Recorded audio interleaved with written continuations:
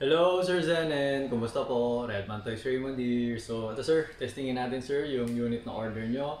The WE Glock 35 4 Series T7 Airsoft Gas Blowback Pistol. Okay, so ayan sir, fiber optic front and rear sights. Okay, so ito yung switch for full semi and full auto. Okay, so ayan yung trigger. Okay, so flat trigger, tapos magwell. Okay, stipple grip. Okay, tapos ito yung magazine niya, medyo mas malaki yung base. Okay, so yan, nilagyan ko na ng 18 na BBs, tapos nilagyan ko na rin ng gas. Pero hindi ako sure kung napuno natin or enough, no? So, charge na lang natin pag nabitin, okay? Kasi nga, pag bago yung magazine, pag bago, mga ganyan, hirap pumasok yung gas. Okay, so, turning on the chronograph. Okay. Alright.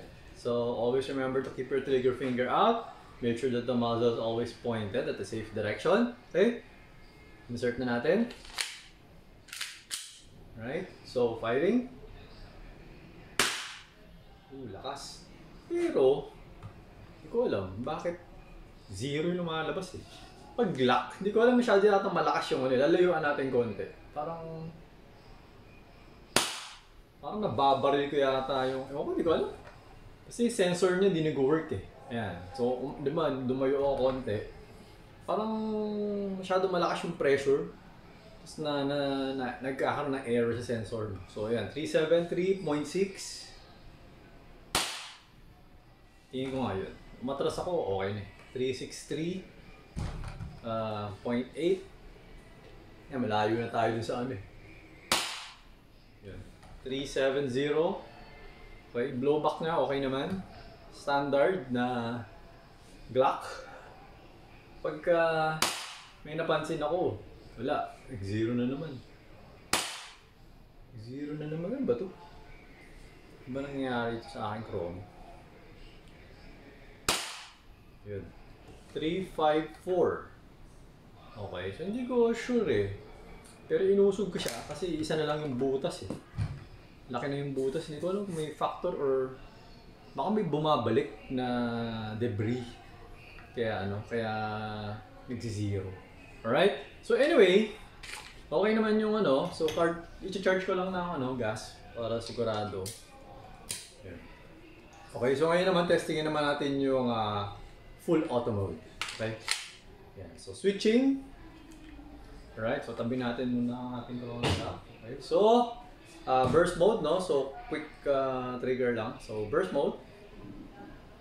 Teka lang, malakas. Okay, so mo ko lang kung dalawa yun, tatlo. Okay, ulit, isa pa. Ayun, tatlo. Ito, tatlo yun.